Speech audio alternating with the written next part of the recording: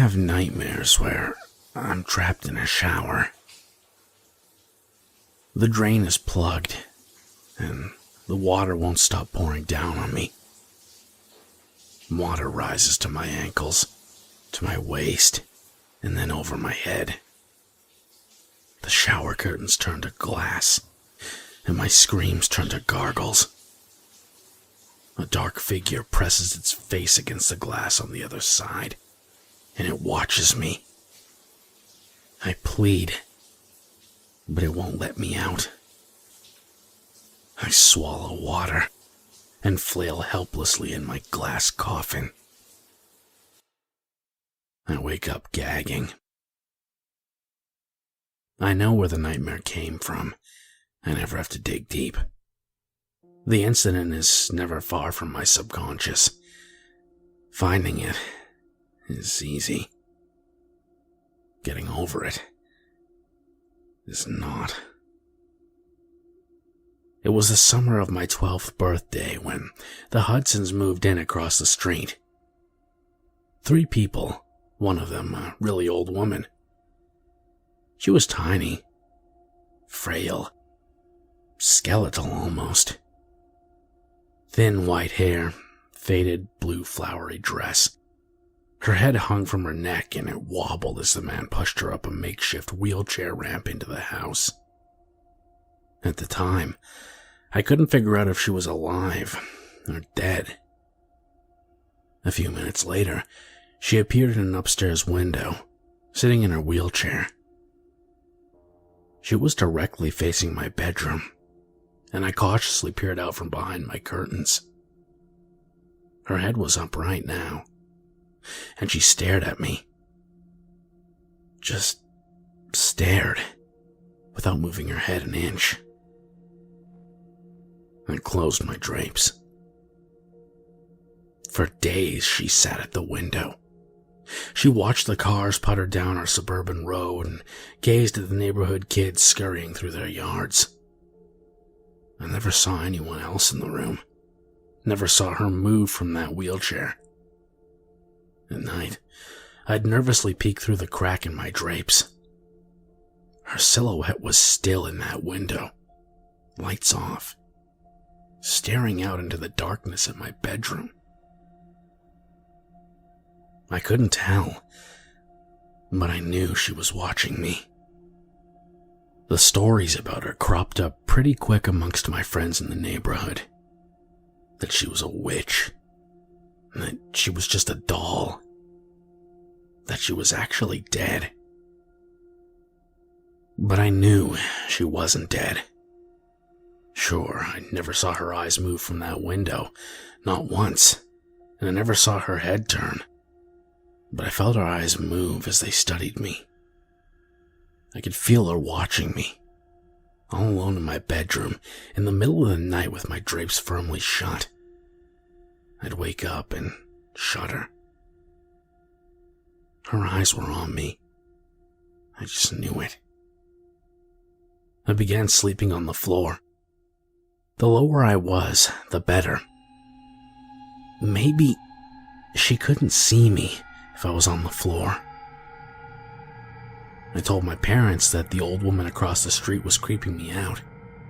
I pleaded with them to talk to the Hudsons and asked them to move her to a room without a window. They laughed and told me to let her live out her twilight years in peace.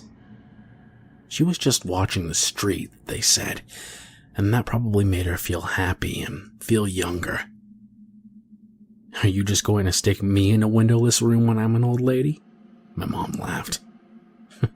Remind me to move in with your sister when I'm in a wheelchair. A week later, there was some commotion at the Hudsons.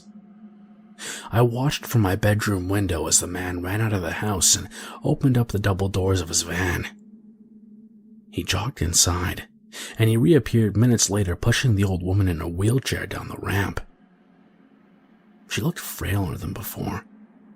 She couldn't have weighed more than 70 pounds. Her head was flung to the side, resting on her right shoulder.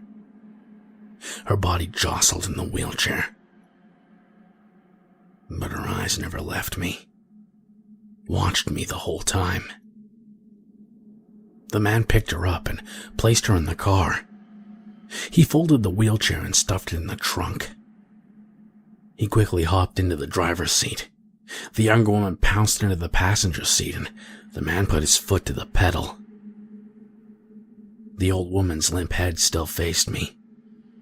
It bobbed up and down as the van reversed down the driveway. I studied her face. It was expressionless, emotionless. Her tongue slightly hung from the far right side of her mouth. But her eyes were on mine, and they stayed on me. The van accelerated down the street, and it was gone. My parents heard the news that afternoon from other neighbors. The old woman's condition was getting worse, and the Hudsons had taken her to some sort of a home. She wouldn't be coming back. I went straight to my bedroom, and I looked across the street. I smiled. Her window was finally empty. The Hudsons didn't come back the next day. No van. That night, I looked out towards the old woman's window. There was no one there, no wheelchair, but the bedroom light was on. I remember telling my dad I thought it was strange, and he just shrugged and said, "Must be on some sort of timer or something." I woke up in the middle of the night and nervously peered out my bedroom window. That bedroom light was still on. It suddenly flicked off, and I ducked below my window frame. I slowly rose and looked out, expecting to see the silhouette of that tiny skeletal being. I watched for 10 minutes, pinching and straining my eyes. The lights quickly flickered on, and then off again. I slept on the floor again, clutching my pillow close. I had a late baseball practice the next evening. When I got home, my house was empty. My parents were at my little sister's football game. I headed to the shower to rinse off. About 3 minutes into my shower, I felt cold. The hot steam was escaping the bathroom somehow, which didn't make sense because I had shut the door. I wiped the shampoo from my eyes, turned my head, and I heard a strange noise that would haunt me in my nightmares for years. The metal rings of the shower curtain being dragged across the shower rod. Somebody was slowly opening the curtain. The shampoo stung my eyes, and through the stinging, I saw a dark figure behind the curtain. Long, pale, bony fingers gripped it as it slowly opened. I instinctively backed up in the shower, and the curtain opened completely. There stood the old woman. I must have only looked at her for 1, maybe 2 seconds, but at that moment, time stood still. All these years later, I can still draw you a vivid picture of the horrifying image in front of me. Disheveled white hair, crazy in her eyes, bones jutting out from under her stretched skin. Stark naked, blotchy skin, warts all over her body, skinny breasts hanging to her waist. Hair where I didn't know people could grow hair. She smiled grotesquely, and I felt the shower tile against my back and the hot water pound my face. In her other hand, the old woman held a letter opener. "August," she mumbled. "August." I leapt past her, knocking her tiny body to the floor. I ran downstairs, naked and sopping wet. In my panic, I somehow remembered I was nude, and I yanked a pair of shorts out of the hamper in the laundry room, sending the hamper crashing to the floor. I hightailed it on foot down the street, eventually winding up at my friend's house. When the police arrived, they found the old woman, crumpled to a heap in the bathroom. The shower was still running. The policemen were really nice to me, admiring me for my bravery. I told them what she said to me, August, and asked if they knew what she could have meant. "It'll be August in a few days," one of them shrugged, "and you can never fully understand old and crazy, son." The Hudsons only came to our street once more to retrieve their stuff. The for sale sign was up in days. My mom told me they couldn't face the neighbors for what happened. Apparently they'd taken the old woman, the man's mother, to a special home downstate. Somehow, some way, the woman managed to escape the home and caught a bus back to our town. It never quite made sense to me. She was so old, so frail, so hopeless. She could barely move those weeks she lived in that house. How had she managed to travel hundreds of miles on her own? Anyway, you can imagine what this did to me. I didn't shower for 21 years. I took baths, which I suppose aren't that different. It's still a tub and it involves hot soapy water. But a shower with its closed curtain, water peppering the tub floor and steam climbing the walls. You get lost inside your own head in the shower. Thoughts consume you, and it feels so utterly safe. For a few minutes, you're alone in the world. It's your own private, misty kingdom. But that's what makes a shower dangerous. You're enclosed, vulnerable, and naked. You're exposed. I talked to people about it.